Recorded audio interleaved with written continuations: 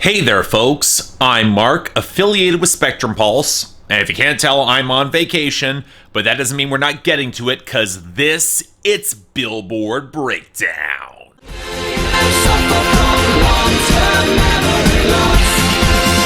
I don't remember.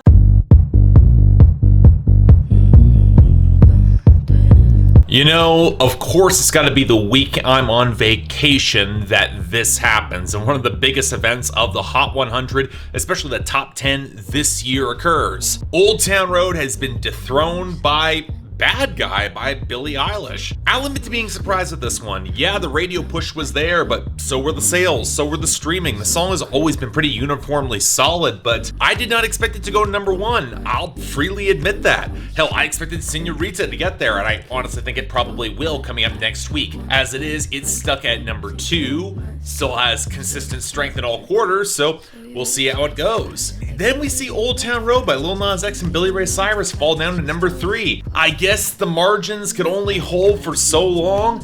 I won't place any bets on how long it's gonna last or how quickly it's gonna drop out though. Like, I've tried to guess with this song too many times, I'm not gonna force it. Then we have a couple more songs that are coming up as expected. Truth Hurts by Lizzo at number 4, which I honestly thought would go a little bit higher, a little bit faster, but it seems to be slowing down a little bit on the radio. And at number 5, we have Talk by Khalid. As I said, I've kind of expected this given its radio presence. It's one of those songs, and the radio is starting to die out pretty slowly. Again, I sadly see it going to be replaced by No Guidance by Chris Brown featuring Drake coming up soon, which is at number 6 because it didn't quite have the momentum in other quarters. I'm thanking God for that. Then at number 7, as it starts to fade off slowly, we have I Don't Care by Ed Sheeran featuring Justin Bieber. Again, I've stopped caring about this song, but the surprise here, it comes with Ransom by Lil Tjay, because the streaming apparently will not die, and this is now up to number 8. I'd like to say it's more because of the weaknesses in other songs, but who the hell knows at this point. I honestly am a little bit surprised it passed Goodbyes by Post Malone featuring Young Thug, which is at number 9, but I guess that's what happens. And finally, at number 10, re-entering the top 10, we have If I Can't Have You by Shawn Mendes. This has been a radio giant for some time now, really more on radio than anything else, and frankly, I'm not sure it's gonna last entirely much longer. We'll have to see.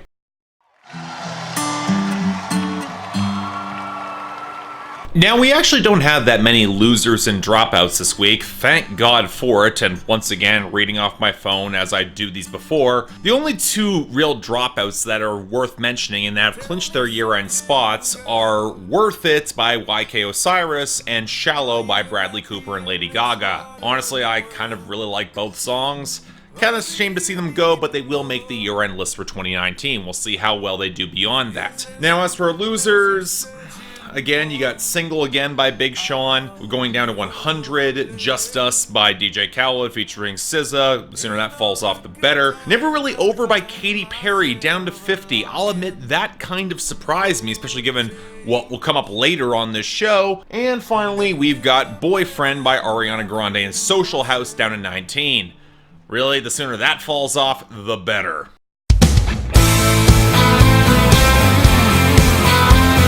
So as per usual on weeks like this, there's entirely too much that's going on in our gains and returning entries. Now, the returns are fairly straightforward. Fue Patrande by J Balvin and Bad Bunny's back at 99, and Sanguine Paradise by Lil Uzi Vert is at 94. Fine. But our gains can really be split up into 3 categories, and we have our country gains, like What Happens in a Small Town by Brantley Gilbert and Lindsay L. up to 85, Prayed for You by Matt Stell up to 82, We Were by Keith Urban up to 80, and actually quite surprisingly, Love You Too Late by Cole Swindell up to number 75. But then we have our hip-hop, which is Ballin' by Mustard and Roddy Ricch at 79, Time by NF at 65, 55. Gold Roses by Rick Ross and Drake up to 59, although it's the only Ross song to actually break through, which did kind of catch me by surprise. And Baby by Lil Baby and DaBaby at 34. The problem is it's also balanced up by a lot of absolute shit gaining some real traction here too, with Daddy by Blueface and Rich the Kid up at 78. Queen of Mean by Sarah Jeffrey from the Descendants 3 soundtrack up to 49. And then One Thing Right by Marshmello and Kane Brown at 46. Lovely. Oh, and Only Human by the Jonas Brothers is at 53, but let's be honest, nobody really cares. You know I ain't come to play, let's turn me up. Snapping off the rip. Yo, say I'm a favorite nigga. You probably don't wanna let your baby mama take a picture. Why? Cause I'm the type of baby that's gon' fuck the babysit. Honestly, I'm a little bit surprised it took us this long to get a new song from DaBaby. And I mean, I like it a little more than Suge. That's the thing, I've wanted to like this guy for some time. He's got the charisma to make decent songs, and he's got some okay wordplay. But the thing is that there's something about it that's just not really clicking. There's just maybe something in the production, which always feels very minimalistic and doesn't really go anywhere. And Offset delivering an incredibly lazy and checked out guest verse, really is not happy there. But I also think some of it is some of the technical wordplay. Like, words will be repeated to fill up rhyme space in the meter, and the way DaBaby raps, you always get some of the very run-on structure, so just gets distracting. A little bit annoying, gotta be honest. Overall, this is okay. I wish I liked it more. That's all. I'ma skip town, see my wrist down. Everybody wanna fuck with me for benefits now. Man, I wish my niggas really could've seen me lit now. Sit down, maybe roll up, blow a spiff down. You know, I keep feeling I should like Lil Tjay a little more than I do, because I liked Pop Out that he did with Polo G, and I think he does have a really good command of his flow and melody, especially on a song like this, which is coming off his breakthrough EP here. And you know what? I like a lot of his production too. It's got that piano batch, swampy low end. It's got some groove to it. It's actually pretty appealing. But there's something about his voice that, especially with this form of content, that just doesn't command my attention in the same way.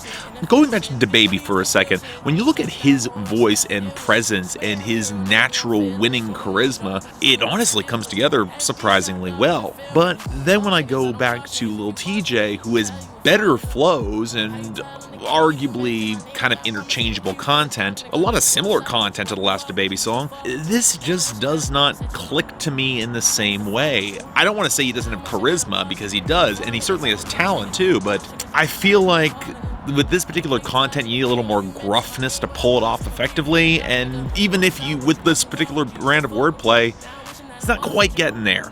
Good song, but I think this should have been great.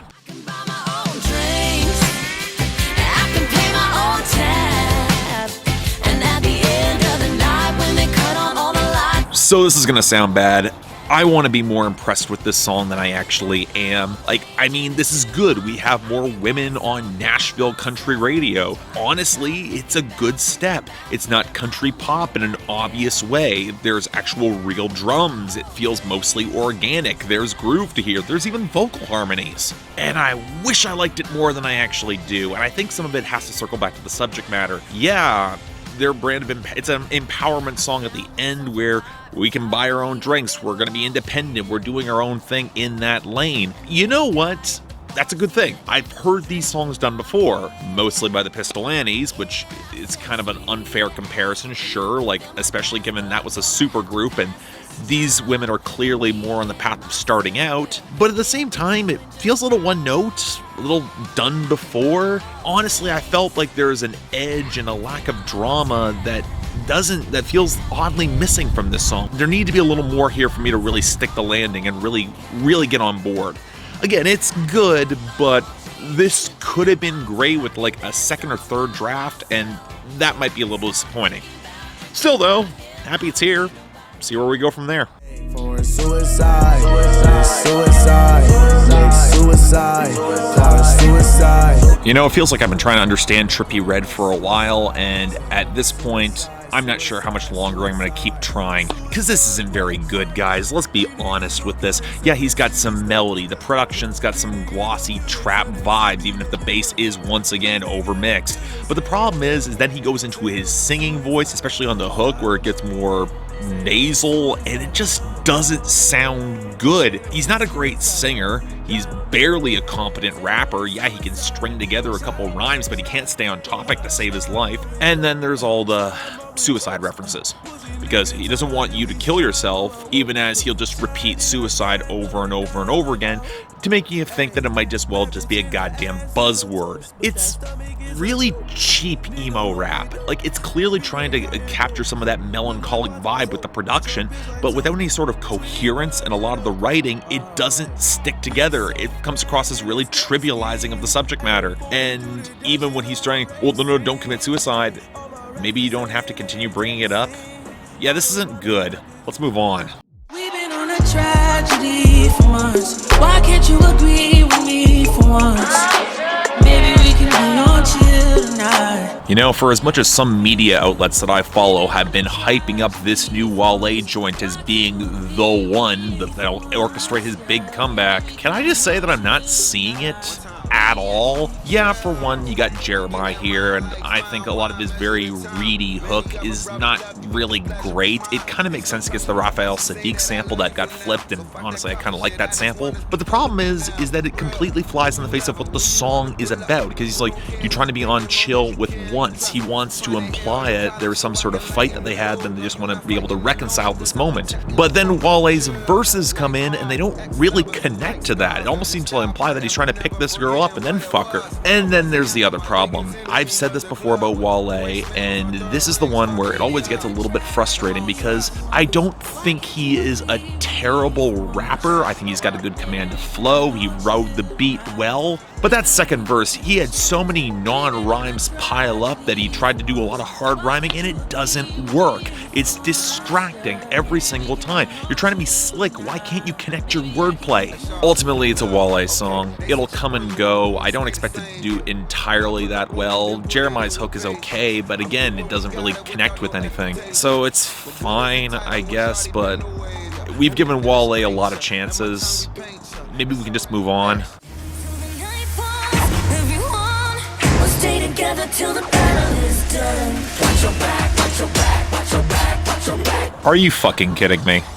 Seriously, are we honestly doing this again? You know what, I was planning on just coming here and saying that the normal Descendants problems are here. The vocal production is crap, the girls don't have a ton of personality, the interplay is not really that interesting, although there is a little more on this song, and really it's just an amalgamation of smorgasbord of trap tropes that are mashed together. And then the final piece happens. The song takes a shift right after that third verse sort of thing, where the vocals are overlayered and compressed to hell and back. It's trying to be edgy in some way, shape, or form, but it is jarring as all hell. Again, the problem with Descendants that I've always had is that the music sounds really thin and cheap. That's all the more true here, but when they try to get experimental, holy shit, they don't know what the hell they're doing. Yeah, this is bad. If anything, I think it might be worse than Queen and Mean, because at least that song had a coherent point and felt well structured. If this is supposed to be a climax, a fight song, yeah, it's a bad one. What, again, why does anyone like this franchise? Acting like we never met, faking like we just forget. We were lovers, and now there's nothing left but small talk. You know, I think this song actually has a fair amount of potential, and I kind of hope it grows on me like Never Really Over did, but it's not better than that song, and to explain why is a little tricky. For the one hand, I actually do kind of like the sentiment behind the song, where you have a relationship that kind of fizzles out, you're now meeting up with the person, and it's awkward, it doesn't click. All you've got left is just pleasantries that mean nothing. And Katy Perry captures some of the bewildered awkwardness of the song pretty well. And there is a tune here, there's a hook here, and that's where things kind of go awry. I think for as much as I like the guitars, I really don't like the very clicking process beat. I didn't even need to discover that Charlie Puth co-produced this, because you can kind of tell it has that cheapness to it that I've never liked coming from him. There might be groove, but do a little bit more to flesh out the percussion, make it sound a little more organic. And that takes us to the second problem. The writing is a little clunky. It doesn't feel terrible, but it's got moments where it feels very stiff and awkward in spots, like the whole post-chorus where she just goes blah, blah, blah, blah, blah. I thought we learned from Kesha nearly a decade ago that it's incredibly annoying, and a song like this doesn't need to be annoying in that way. It's obnoxious, but for no good reason. It doesn't fit. I don't know. The song feels like a composite of parts that have a good idea, but it never quite coalesces the way it should. Again, I'm interested for that new Katy Perry album. I think that there's promise there, but this doesn't quite hit the way it should. That's all. I'ma hop out with that Mac 10. Pussy get shot for that capping. Pussy get popped by that acting. Please say hello to my Gap bitch. Okay, second time's the charm, and can we just call this Amigos ripoff? Seriously, the very monotone triplet trap flows against the kind of squeaking beat and the very heavy blown out low end. This sounds like a Migos song, except Trippie Redd's on it and somehow winds up being less interesting. He doesn't even have a verse on here. All you get is Lil Duke and Lil Baby, and neither of them are interesting either. And beyond that, it's the typical pile up of guns and fucking and drugs and flexing that I feel like I've heard dozens of times before, and frankly, Migos have gotten to the point where they can flip that and make it somewhat interesting, or at least provide slightly better production. Like, the production here is not bad, but it feels kind of clunkily layered, especially with the bass. I don't know. To me, this feels extremely derivative. I really wanted to kind of like this. Like, there's a decent enough melody here until you notice all the squeaking elements that don't quite merge together properly, and that just kind of leaves me on the fence with this. It's not terrible. I probably like it more than the other Trippie Redd song, but that's more because it's forgettable and derivative again. Real ass nigga give a fuck about a bitch. It is what it is, there's some 5-star dick. She a big gold freak, it's a must that I hit. It's a hot girl summer, so you know she got it lit. Okay, let's get real. This is the only song that anybody's really gonna care about long term coming out of this week. And it's kind of a collaboration that makes a lot of sense. Nicki Minaj and Megan Thee Stallion have some really good chemistry. They bounce off each other well. And this sort of song completely makes sense coming out of them, especially with that synth backdrop, able to ride that trap groove effectively. Honestly, I think Megan may have actually walked away the winner here. I appreciate Nicki putting her on in a good way. The two of them have some decent lines, even if Nicki's feels like a little bit of unearned ego, especially I want her to step up a little more. But at the end of the day, I like this. I like the vibe. It has that summer vibe, which kind of makes me a little disappointed about the hook from Dolla. I mean, you couldn't have gotten a girl to sing the hook on the Hot Girl Summer. I mean, I guess with Dolla, he's the very grateful guy in the situation, trying to play off it and push them up, but you'd think you'd get a girl do it. But overall, yeah, I dig this. It's a lot of fun. I can see this going off effectively. I think Megan Thee Stallion is a star to behold, and if this is what gets her there, yeah, I'm for it. Really solid song. Check it out. So overall, this wasn't a bad week.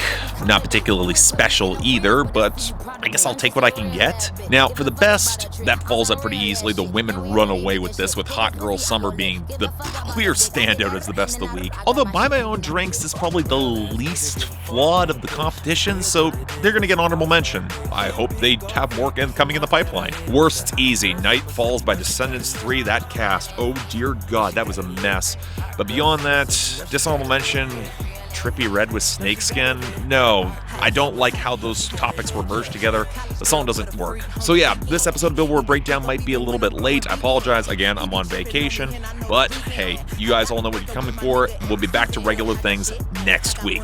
But until then, I'm Mark, affiliated with Spectrum Pulse, and I'll see you next time.